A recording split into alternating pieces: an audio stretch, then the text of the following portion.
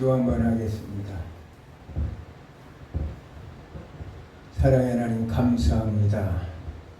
오늘 또 하나님 나라의 재정학을 통하여 하나님께서 영원 전부터 계획하신 그 비밀한 것들을 우리가 알고 삶을 통하여 실천하고 하나님의 뜻을 이루는 삶이 되어지도록 은혜 내려 주시옵소서. 무엇보다도 이 하나님의 말씀을 오늘 듣고 또 강의를 듣는 수없는 많은 하나님의 권적들을 참으로 성령께서 귀를 열어주셔서 들을 수 있는 귀가 되게 하시고 그것이 삶의 실천으로 옮겨져서 육화되게 하시고 하나님 나라가 날마다 편만하게 이루어지도록 은혜 내려 주시옵소서. 예수님 이름으로 기도드리옵나이다. 아멘. 자, 오늘은 지난 시간에 이어서 이제 하나님 나라 재정학 국가 재정에 대해서 얘기할 텐데, 먼저 지난 시간 우리가 하나님 나라의 재정학에 대해서 설명을 드렸지만 아직도 이것이 무엇인가 하고 생각하는 분들도 많이 있을 것입니다. 그렇기 때문에 간단하게 또 한번 요약 정리를 하고 그 다음에 국가 재정에 대해서는 뭐 특별하게 여러분들이 일일이 그걸 다 알 필요는 없기 때문에 마무리를 짓는 것을 하겠습니다. 하나님 나라. 우리는 하나님 나라라면 사람들이 생각할 때 교회 안에 있는 것만 하나님 나라라고 생각을 합니다. 그러나 하나님은 너무나 잘 알다시피 하나님의 통치권은 미치지 않는 것이 없다는 거예요. 국가의 수장들이든 또 어느 국가든 북한이든 러시아든 중국이든 또 대한민국이든 미국이든 어느 곳이든지 하나님의 주권과 통치가 미치지 않는 곳은 없다는 사실이에요. 그렇기 때문에 지난번에도 얘기했지만 이 하나님 나라 안에 국가와 교회가 이게 독립적이고 의존적으로 서로 존재한다는 사실이에요. 말 그대로 하나님의 통치를 받는 그런 관계가 있다는 사실을 성경은 말씀하고 있습니다. 우리가 이 헌법을 우리가 보면 헌법 제1조 1항에 보면 대한민국은 민주공화국입니다. 대한민국 민주공화국입니다. 이렇게 나오죠. 민주공화국. 또 1조 2항에 보면 대한민국 주권은 국민에게 있고 주권은 국민에게 있다.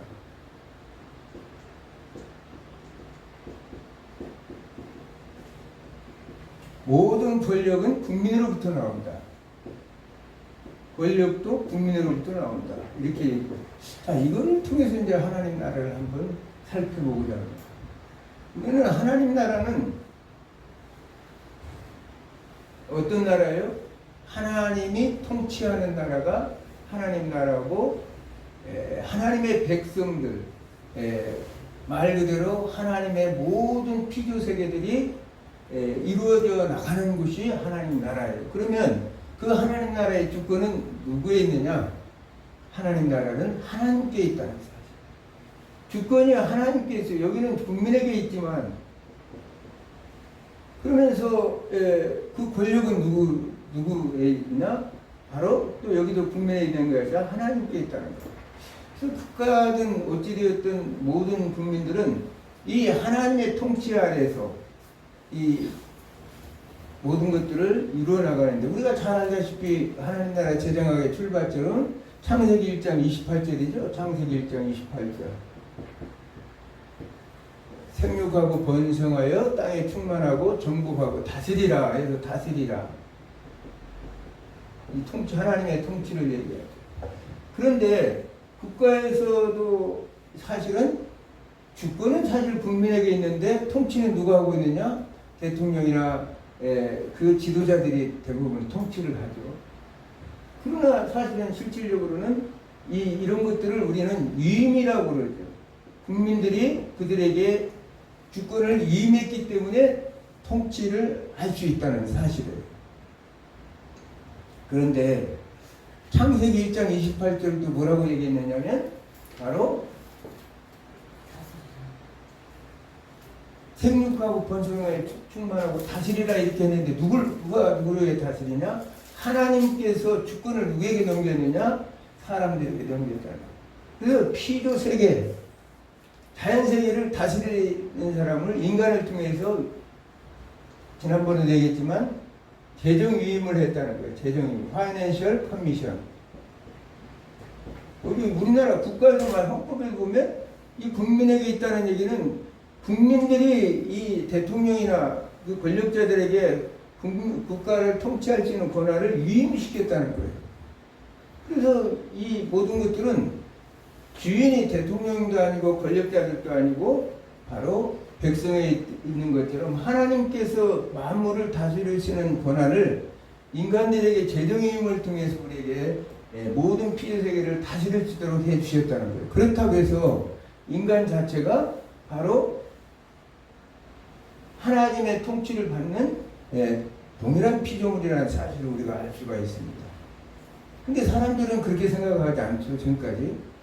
국가는 교회는 국가에 소속된 하나의 단체이기 때문에 모든 지배를 받고 통치를 받아야 된다 이렇게 생각해요. 당연하게 주권은 국가의 교회에도 미치죠. 당연하게 미치지만 우리가 알 수 있는 게 뭐냐면 국가의 권력 앞에 교회가 강제적으로 그것을 교회의 모든 것들을 지배권을 행사하려고 해서는 안 된다는 사실이에요. 우리가 이런 사고를 가지고 있었던 것이 뭐냐면 교회사를 보면 아마 초대교회 교구들 중에서 신플라톤주의에 의해서 영은 선하고 신플라톤주의 영은 선한 것이고 육은 악하다 이런 사고를 가졌죠. 신플라톤주의는. 그래서 그 당시에 이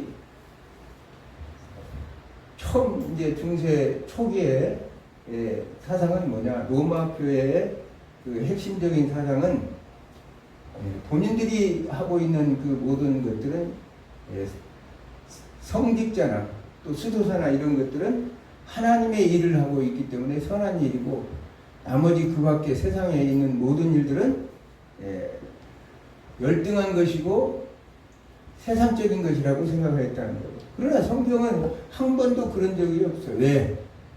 모든 피조세계는 하나님 다스려지는 통치하는 세계이기 때문에 결국은 어떻게 되느냐? 하나님께서 일하시는 하나님께서 역사하시는 모든 피조세계에서 재화와 욕력에 속해 있는 모든 것들은 다 하나님의 통치권 안에서 다 선하다는 거예요. 그러나 하나님의 악으로 생각하는 건 뭐냐? 원리적인 입장에서 보면, 원칙적인 입장에서 보면 하나님의 통치권 안에 다 이렇기 때문에 선하지만 하나님을 대적하는 자들에게는 그게 아니라는 사실을 성경은 우리에게 말하고 있습니다. 로마서 12장 1절의 말씀처럼 하나님께서 말씀하시죠. 모든 너희 몸을 하나님의 기뻐하시는 거룩한 산 제물로 드려라. 이 모든 것들은 영적 예배라고 말씀드립니다. 몸을 거룩한 제사로 드리라. 제물로 드리라. 이 말은 뭐냐? 모든 우리의 삶의 모든 영역이 하나님이 주권적인 통치가 이루어지는 영역이라는 사실이에요. 그런데도 그 당시에 로마 교회에서는 성과 속을 구별해서 교회의 일은 우수한 일이고 또 세상 일은 열등한 것으로 생각해서 사람들을 구별했다는 거예요. 오늘날 우리가 잘못 생각하고 있는 건 뭐냐? 이 세상 밖의 모든 직업이나 우리가 교회에서 일하는 모든 것들은 하나님의 재정 관리 안에 다 들어있다는 거예요. 비교는 예를 들어서 우리는 내 자신을 통해서 이렇게 보더라도 나는 소속이 어디냐? 대한민국 소속이에요. 대한민국 소속이고 대한민국 국민에서 납세무도 지고 국방무도 다 졌어요. 그러면서 4대 보면 교육도 받고 또 열심히 일도 해서 세금도 납부하고 그런 대한민국 국민으로서의 모든 일을 다 했고 또 교회 이제 목회자로서 또 교회를 또 열심히 일을 하고 있어요. 그러면 내가 그동안 해왔던 모든 일은 대한민국 영토 안에서 대한민국 국민의 일원으로서 해온 일이나 교회에서 내가 봉사하면서 열심히 일하는 일이라 하나님 나라 재정학 입장에서는 전부 하나님의 통치와 주권 아래 있다는 사실을 우리가 알 수가 있는 거예요. 그렇기 때문에 우리는 시야를 좀 넓게 가져야 돼요. 하나님 나라는 교회 안에만 있는 것이 아니라 교회 밖에 온 필요세계 또 재정관리는 하나님이 창조하신 재화와 용력 모든 용력이라 하면 우리가 학술, 연구 뭐 이런 모든 지식 이런 것까지 다 포함해요. 문화, 예술 이런 모든 것들도 하나님의 통치권 아래에 있다는 거예요. 그렇기 때문에 우리는 시야를 넓게 봐야 되는데 거기에 반격해서 자기 나라를 구축하는 자가 누구냐? 바로 사탄이죠. 물론 그 안에는 사탄의 것이다. 우리가 왜 이 말이 많냐면 나는 대한민국 국민인데 이 안에는 불신자도 있고 나같이 신앙을 가진 사람도 신자도 있다는 거예요. 또 교회 안에도 알고기가 쭉정이가 있어요. 여기에 완전 결론적으로 최종적인 것은 마지막 하나님께서 심판날 이제 불못에 들어갈 자들과 새하늘 새 땅에 들어갈 자들과 구분이 될 뿐이지 그 전까지 우리의 모든 삶은 하나님 나라의 통치 아래서 재정 관리자로서 살아가는 것이 우리들의 사명이라는 거예요. 아멘. 그런데도 우리는 그런 넓은 시야 속에 살지 못해요. 단지 그냥 오로지 그곳에서만 매몰되어 있어. 교회 안에만 매몰되어 있어. 하나님은 교회 안에만 있는 걸로 생각해요. 그런 시대가 바로 중세 초기의 시대였어요. 오로지 그래서 중세 많은 사람들이 이 수도원이 많이 생겼고 초기에 영적인 것을 초월적인 것을 너무나 추구하다 보니까 내세적인 것에 관심을 두다 보니까 이 육적인 것들은 열등하게 생각했다는 거예요. 그래서 수도원으로 많이들 들어갔는데 사실은 하나님이 우리 인간을 창조한 건 영육 통일체로 창조했어요. 우리가 창세기에 우리 인간은 네샤마 하임이라고 했어요. 하나님의 생명의 숨을 불어서 네표시 하이가 됐다. 생명이 되다. 살아있는 존재가 됐다는 얘기는 영육 통일체를 얘기해요. 예를 들어서 우리가 이 지금 헬라적 사고 속에 우리가 살기 때문에 헬라적 사고는 뭐예요? 영과 혼과 육을 이렇게 분리를 생각해요. 뭐 영혼과 육 이렇게 분리. 영이라는 것은 스피리트, 또 혼은 소울, 육은 바디라고 이렇게 생각하고 영과 육은 분리됐다. 그러나 육이라는 것은 이거 물질이에요. 이 헬라어는 소마죠, 소마. 이건 푸뉴마. 이건 푸시케. 이건 뭐 거의 비슷한 얘기예요, 영어는. 근데 물질, 소마, 내가 지난번에 시간에 얘기했지만 어떻게 사람이 재정관리의 대상이 될까 얘기했죠? 인간의 육체도 물질이라는 사실이에요. 그렇기 때문에 우리 인간은 영과 육이 통일한 존재고 만약에 영과 육이 분리되면 우리는 죽을 수밖에 없어요. 이 하나님 나라 재정학 원리도 세상을 바라보는 원리도 세상 밖에서도 하나님의 열심히 일하는 예를 들어서 대통령을 하든 국회의원을 하든 모든 것들도 하나님의 거룩한 직업 속에서 이루어지고 있다는 거예요.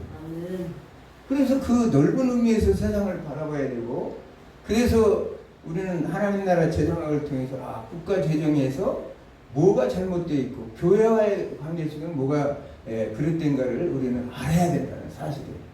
그런데도 그래서 이제 그 당시에 종교개혁자 칼빈이나 루터 같은 경우에는 모든 직업은 신성한 것이다. 하나님의 거룩한 소명을 받은 직업이라고 이렇게 얘기했죠. 그래서 너희들은 이 수도원에서 나와서 하려면 열심히 땀 흘려 수고해서 노력해서 하나님의 뜻을 이루라. 하나님의 뜻이 뭡니까? 그래서 열심히 살아서 오늘 고린도 후서 8장 한번 읽어보겠습니까? 8장 13절에서 15절 한번 읽겠습니다. 고린도서 8장 13절에서 13에서 15절. 이는 다른 사람들을 평안하게 하고 너희는 공부하게 하려는 것이 아니요 균등하게 하려 함이니 이제 너희의 넉넉한 것으로 그들의 부족한 것을 보충하고 후에 그들의 넉넉한 것으로 너희의 부족한 것을 보충하여 균등하게 하려 함이라. 기록된 것 같이 많이 거둔 자도 남지 아니하고 적게 거둔 자도 모자라지 아니하였느니라. 아멘. 네. 자, 오늘 이 본문의 말씀 보면 우리의 삶이 이 오늘 여기에 재정학의 원리가 잘 기록되어 있는데 우리가 살아가면서 삶의 모든 사람들이 빈부격차를 줄이고 균등하게 살기를 원한다 이렇게 말하죠. 균등하게 위해 한다는 것은 공산주의도 아니겠지만 이렇게 해서 완전히 딱딱 잘라서 똑같이 나눈다는 얘기는 아니에요. 왜? 이렇게 되면 이제 소득 분배를 할 때 우리는 이렇게 할 수 있죠. 그러나 자원 효율적인 배분을 위해서는 어떤 사람은 배꼽이가 작은 사람은 이만큼 먹을 수도 있고 배가 큰 사람은 이만큼 먹을 수도 있어요. 그러니까 결국은 사람의 만족도에 따라서 균등하게 배분을 한다는 얘기예요. 그래서 그것을 이 일반적인 재정학에서는 자원을 배분을 효율적으로 한다. 또 이 소득 분배를 균등하게 한다. 이런 말로 되겠습니다. 이게 이제 바로 성경에 다 기록된 내용이에요. 이게 특별히 머스그레이브 같은 사람들이 그냥 말한 것이 아니라 원래 그들이 가지고 있던 모든 사고는 어디에 있었느냐? 원본은 성경에 있었다는 사실이에요.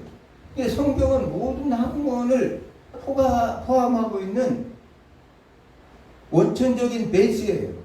모든 지식의 보고예요.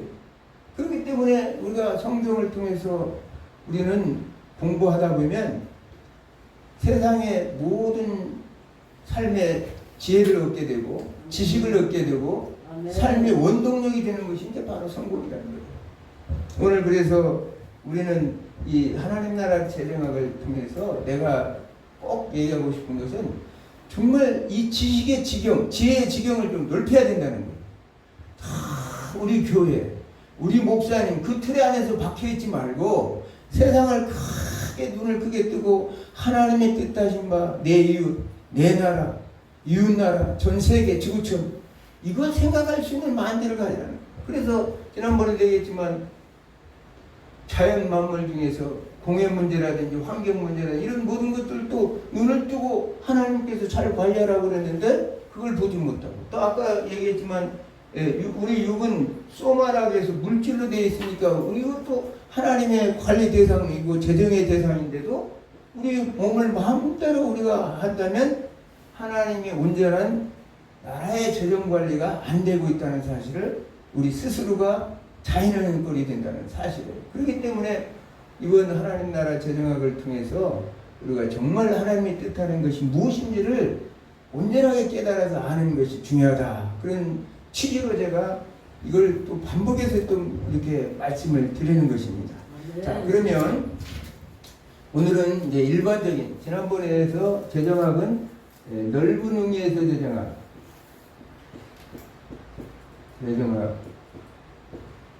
이거는 하나님 나라의 재정학이라겠죠. 일반적 의미의 재정학 두를 불렸어요. 이거는 국가 재정과 교회 재정으로 이렇게 나눠요. 그래서 오늘은 국가 재정을 이제 할 시간이에요. 지금까지는 이제 하나님 나라 재정학에 대해서 이렇게 재정에 대해서 얘기를 했는데 오늘은 국가 재정. 자, 하나씩 교과서를 보면서 하겠습니다. 자, 먼저 재정의 개념. 재정의 개념. 조금 어렵더라도 자꾸 반복해서 이게 하다 보면 원리를 깨닫게 돼요. 아멘. 내가 좀 설명이 부족해서 이랬지 사실은 이걸 알게 되면 너무나 놀라운 진리를 발견하게 되는 거죠. 자, 공공주체의 경제의 주체인 정부는 국민의 생명과 재산의 보호자인 동시에 경제 질서의 유지와 국민 경제 발전에 기여한다. 무슨 헌법 조항이 있는 것 같죠? 이게 재정의 원래 이제 개념이라는 사실은 이와 같은 목적을 수행하기 위해서 정부가 자체 특수한 경제 활동을 하는데 그걸 그 정부의 경제를 재정이라 이렇게 말하고 있습니다. 교회도 마찬가지예요. 교회의 특수한 교회도 재정 자체는 특수한 경제 활동을 하는 것이 교회 재정이 이거는 정부 재정이고 교회는 교회 나름대로 또 특수한 경제 활동을 하는 거죠. 그래서 이제 재정이랑 똑같은 의미예요.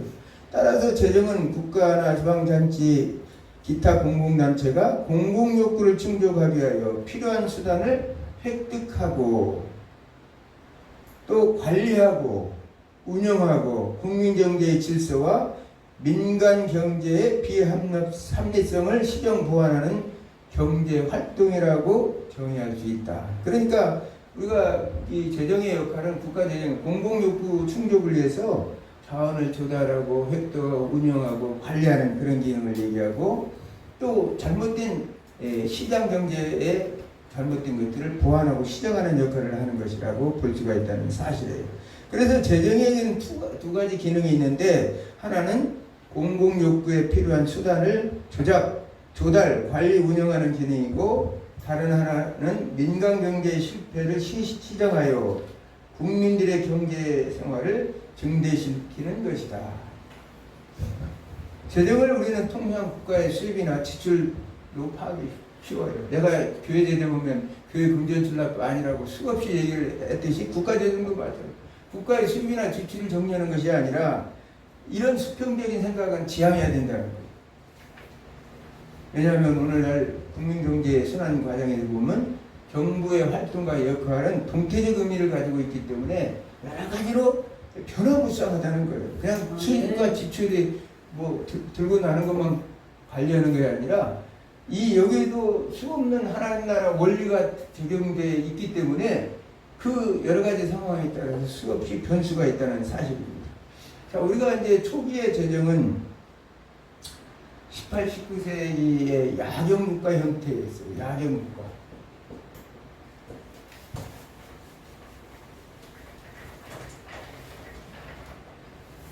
야경국가. 네, 야경국가. 이 아담 스미나 리카르도 같은 사람들이 주장했던 건데 이 국방이나 치안 그리고 법률 재산권 보호, 국민의 재산권 보호 이런 수준에 머물러야 된다는 거예요. 왜냐하면 경비 지출이 최소한도 국가가 간섭을 덜하고 최소한도 줄였어야 된다는 이렇게 말하고 시장 경제에 맡겨서 자율적으로 시장 경제를 맡겨야 된다 이런 얘기를 하죠. 그래서 이제 이 당시가 이제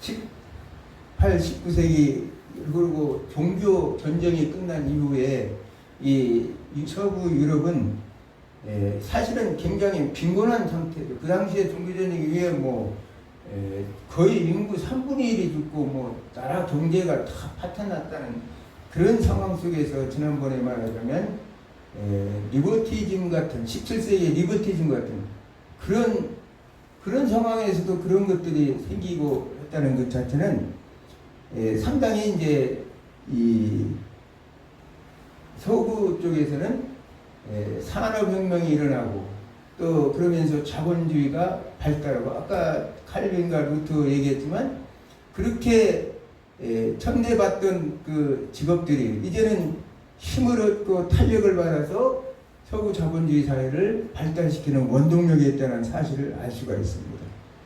우리는 1592년에서 1598년 동안이 우리나라도 임진왜란을 겪었죠. 그 초토화된 나라가 지금은 산업의 발전으로 인해서 엄청난 재정 규모가 확대되었어요. 마찬가지로 서구 유럽에도 이런 시대를 지나서 점점 경제 확대가 커지다 보니까 그러면서 빈부격차도 심하죠. 빈부격차가 심하면 정책으로는 소득 분배 기능이 또 필요한 것이고 또 환경 오염 이런 문제가 생길 때는 자연 배분의 효율적인 문제를 위해서 재정 정책이나 재정 정책을 통하여 공해 문제도 해결해야 되고 여러 가지 이 사회적인 여러 가지 문제가 많이 필요하고 또 복지 국가로 전향되는 입장에서 보면 국가의 경제가 확대될 수밖에 없기 때문에 재정도 그만큼 확대 재정을 쓸 수밖에 없어요. 그래서 이 시장 경제를 주축으로 해서 정부의 역할은 이렇게 다양해졌다는 사실이에요.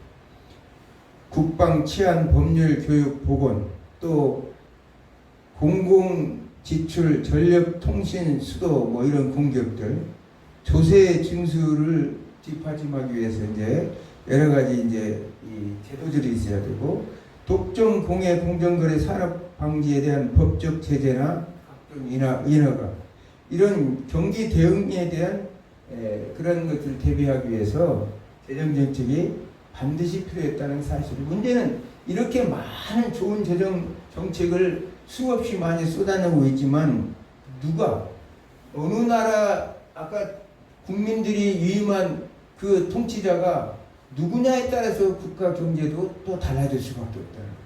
그것이 아주 중요해요. 우리가 지난 정권이나 이번 정권을 비교해서 보면서도 누가 국가 이 통치권자로서 위임받은 걸 잘 수행하느냐에 따라서 국민들도 경제가 더 좋아질 수도 있고 나빠질 수도 있다는 사실이에요. 그것을 오늘 우리는 성경을 통해서도 가르치고 있다는 사실이에요. 아멘. 우리가 잘 알다시피 과거에 사울과 다윗의 그 차이점은 어디에 있느냐? 우리가 일반적으로 생각해 보면 다윗이 훨씬 나쁜 짓을 많이 한 것 같은데 도대체 사람으로 생각할 수 없는 간음과 또 살인과 또 뭐 여러 가지로 참 많은 일을 했는데 그런데 다윗 왕이 하나님한테 인정받았던 것은 뭐냐? 나는 여러 가지로 생각해 봤어요. 물론 다양한 것이 있겠지만은 그는 한 가지 중요한 것은 하나님의 주권을 인정했다. 다윗은 자기가 통치자로서 아까 얘기했지만 하나님 나라 제정하기 위해서 그 모든 하나님 나라 자체에서 가장 이 통치자는 누구냐? 하나님인데 하나님의 통치는 뭐냐? 하나님의 주권을 가지고 다스리는 나라가 하나님 나라라는 거예요. 그래서 사울과 다윗의 차이는 하나님의 주권을 인정하느냐 안 하느냐 차이밖에 없어요. 실질적으로 내가 볼 때는. 그러면 오늘날도 마찬가지로 국가 위정자들이나 통치자들이 누가 하나님의 주권을 인정하고 그것을 하나님의 뜻 안에서 잘 나라를 재정관리를 잘 해나가느냐에 따라서 국민들의 복지와 생활도 훨씬 더 좋아진다는 사실을 우리는 성경을 통해서 알 수가 있습니다. 아멘. 그러므로 재정이 국민 경제에 미치는 영향은 국가나 공공단체가 그 기능을 수행하기 위하여 재화를 조달하고 지출하며 관리하는 계속적이고 질서적인 것으로 단순한 수입 지출 이상의 의미를 지니고 있다고 하겠다. 단순한 수입 지출의 의미로 재정을 하는 것은 아니라는 거예요. 아까 얘기했습니다. 머스그레이브는 1959년에 국민경제가 안고 있는 세 가지 주요 과제에 대한 재정을 자원배분기능, 지금도 이제 뭐 국가 경제를 움직이는 대통령 경제 관료들이 많이 쓰는 거죠. 소득 분배기능. 그러면서 경제 안정화 기능. 이 세 가지.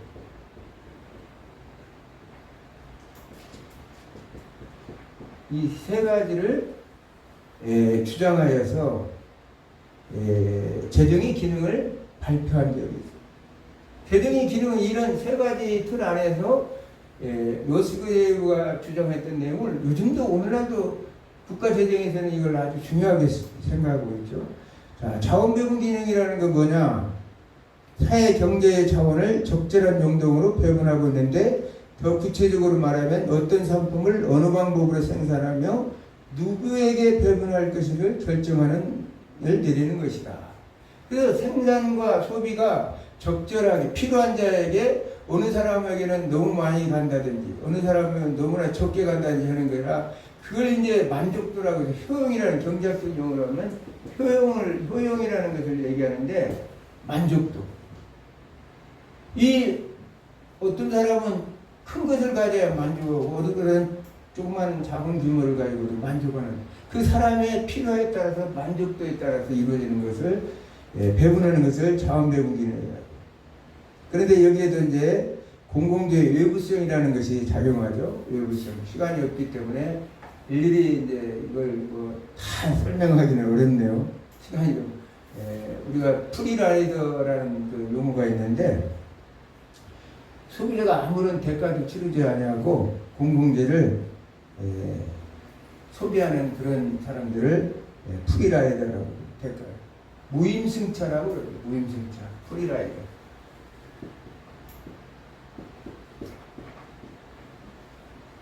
이런 재정의 기능이 있어요. 교회도 마찬가지예요. 교회에서 열심히 땀 흘려 수고하고 남들은 열심히 하는데 본인은 이 공동체는 공동체라는 얘기는 한 사람 한 사람이 개별적으로 공동의 작업을 하고 공동의 생산을 해서 공동의 소비를 누리는 것이 공동체인데 한쪽에서 열심히 일하는데 자기는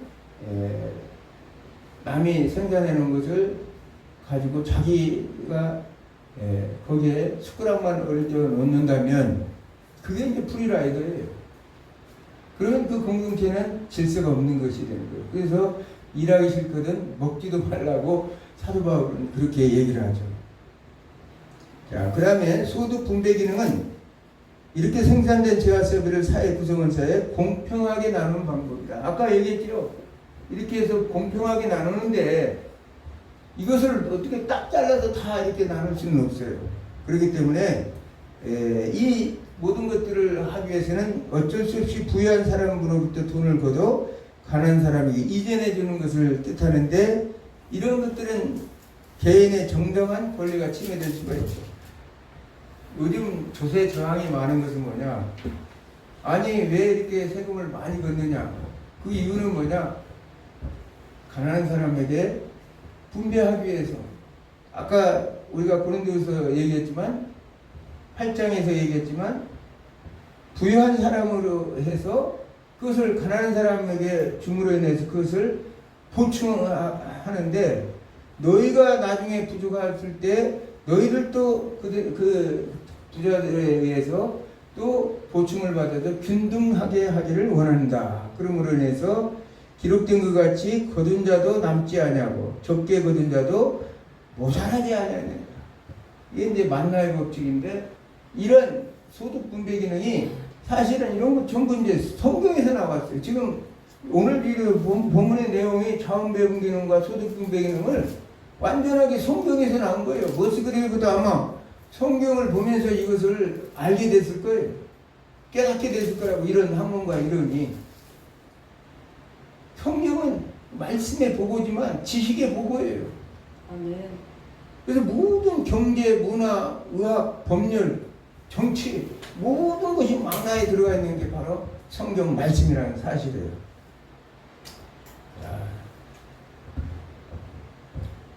그 다음에 경제 안정화 기능은 물가와 고용 관계인데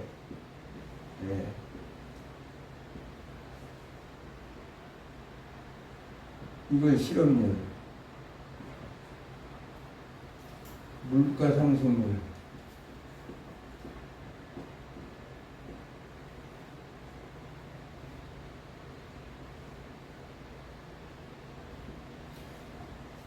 우리가 이 물가와 상승률은 트레이드오프 관계, 역관계라고 이렇게 필립스라는 사람이 이걸 증명했는데 어떤 임금이 우리가 상승이 되면 물가가 상승하게 되죠. 왜냐하면 원가가 거기만큼 원가가 들어가고 또 거기에다가 소비가 증가되니까 결국은 물가가 상승한다는 거예요. 이런 것들을 줄이기 위해서 처음에는 실업률이 3이었는데 물가는 6이었는데 이 재정정책과 금융정책을 통해서 똑같은 이 실업률을 해서 4로 내릴 수 있다는 거예요. 물가를. 그게 이제 필립스가 이 말한 필립스 곡선이라는 건데 이걸 경제 안정화 기능에 사용하면 좋겠다 해서 이런 것들을 재정정책과 금융정책이라고 얘기해야죠. 뭐 시간이 너무나 많이 지나가니까 빨리 이제 간단하게 이렇게 말씀합니다. 이렇게 이제 알겠죠. 이런 모든 것들은 원래 이런 것들이 다 성경에 다 있어요. 그걸 시간이 없어서 일일이 내가 다 찾아서 설명할 수가 없어서 그러지. 이따가 차후에 이제 성경 내용을 이제 성경 안에 재림합할 때 보면 이게 다 들어있어요. 그러니까 제가 여러 번 얘기하지만 성경만 공부를 열심히 해도 저절로 박박사 하기가 다 받아지는 거나 똑같아요. 네. 자, 두 번째 재정의 특성은 아까 재정의 특성.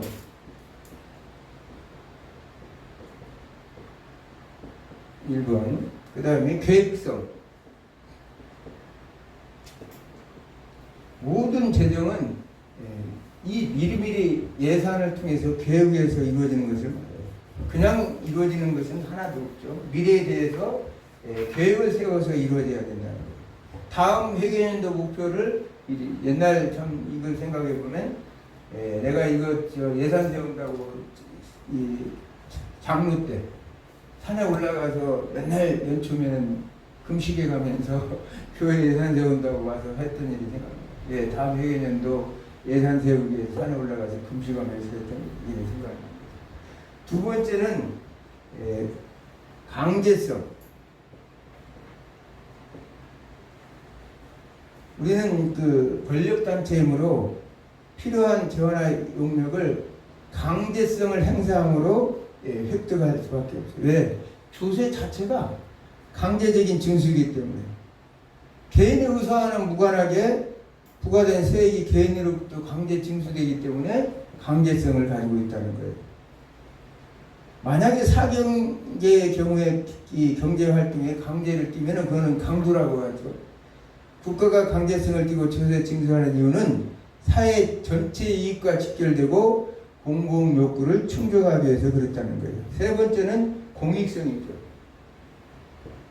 공익성.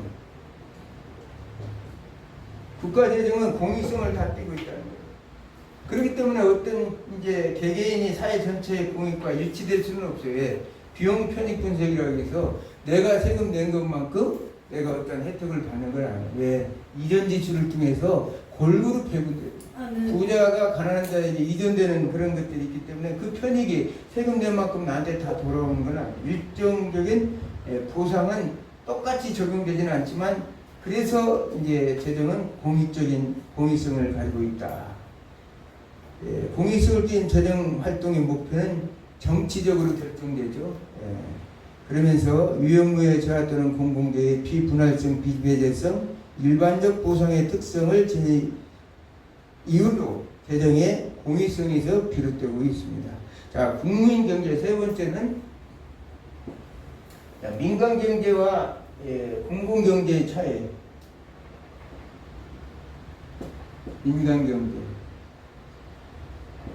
민간경제의 차이를 우리가 살펴보겠습니다. 첫 번째는 민간경제의 행동원리가 가계의 효용극대화 또는 기업의 이윤극대화인 반면에 공공경제의 행동원리는 사회적 구성의 극대화에 있다. 당연하게 가계는 효용극대화, 아까 만족도를 얘기했죠.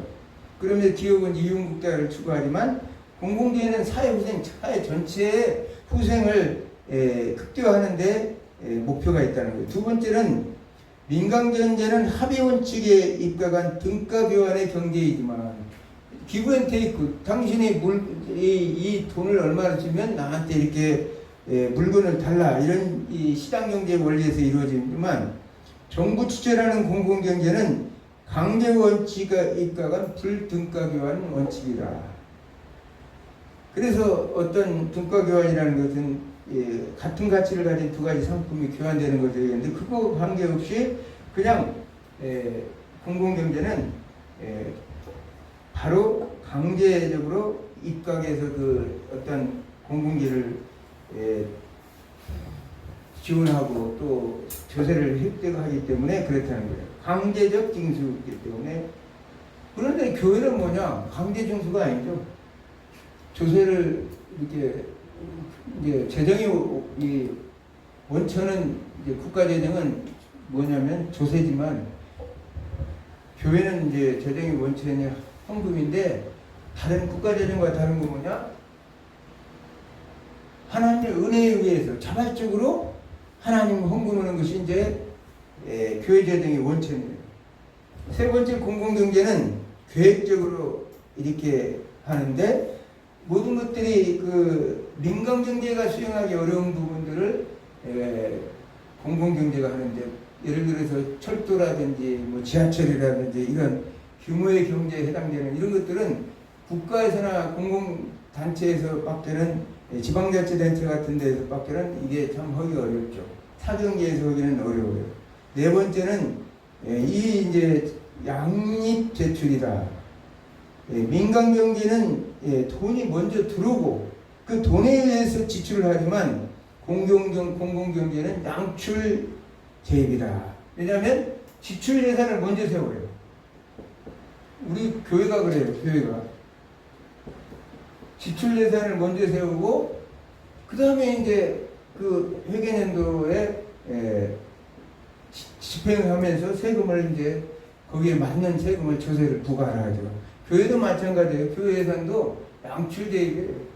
하나님 나라는 내가 어떤 사업을 해야 되겠다 계획했을 때 그것을 우리가 거둬서 그걸 하나님 나라 일을 해나가는 걸 봅니다. 다섯 번째는 민간 경제는 잉여 원칙이다. 잉여 원칙. 그런데 공공 경제는 수직인용 원칙이다. 내가 수없이 얘기했던 거예요. 교회는 수직인용 원칙이지 잉여 원칙이 아니다. 잉여 원칙은 축적한다는 뜻이죠. 쌓아둔다는 얘기예요. 이거는 일반 사경제에서는 당연히 하지만 공공경제는 수직인용 원칙이다. 그 회계년도에 발생한 수익은 그 회계년도에 지출한다는 거예요. 회계년도 독립의 원칙이라고 얘기하죠.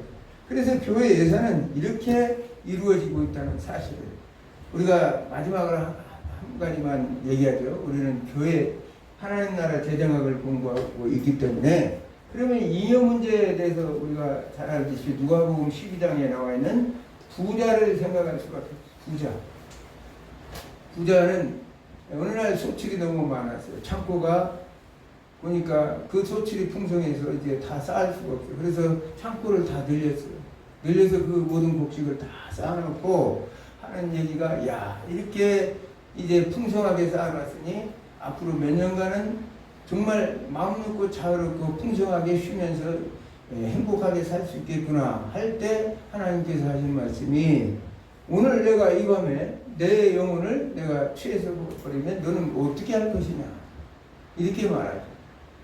그러면서 이게 너 자신을 위해서는 쌓았지만 하나님 나에게는 아무것도 네가 하지 않았다. 그래서 오늘 밤에 내가 너를 데려가면 너는 어떻게 할 것이냐. 그게 이제 성경적인 재정 원리예요.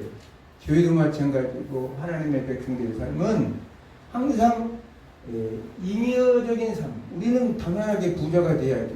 근데 하나님이 주신 만큼 이것을 하나님께서 늘 이렇게 세운 예산보다도 교회가 이렇게 더 오바되면 이 오바된 것은 나눔을 통해서 배분을 자원 배분과 소득 분배를 통해서 하나님의 재정 원리대로 이걸 써야 된다는 거예요. 그러면서 이제 그 다음 회계년도는 예산을 지금 지난번 해에 나온 이만큼 또 예산을 세워요. 그럼 하나님께서 이만큼 또 축복을 해줘. 그럼 이것을 또 나누는 이게 이제 보여 하나님 나라의 재정 원리라는 거예요. 그래서 우리는 민간 경제의 원칙이 아니라 공공재반 수직인형 원칙대로 이렇게. 그러니까 항상 교회는 커질 수밖에 없죠. 하나님이 그 다음에 더 축복을 해줄 테니까. 오늘 말씀을 이제 마치는데, 하나님 나라는 국가나 교회나 재정 원리는 똑같다는 거예요.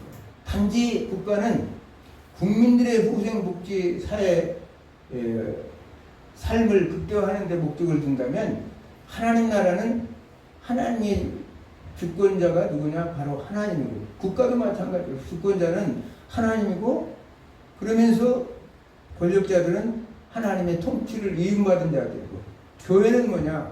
머리 대신 예수 그리스도가 머리이고, 우리는 지체로서 우리의 맡겨진 일을 행하는 자들이 교회이고, 그것을 잘 관리하는 개개인입니다. 아까도 얘기했지만 나는 대한민국 국민이고, 또 이 영적인 나라에서는 교회의 하나님 나라의 시민권자로서 살아가고 있다는 거예요. 그래서 영과 육이 질서와 조화 속에서 이루어지는 나라가 바로 하나님 나라예요.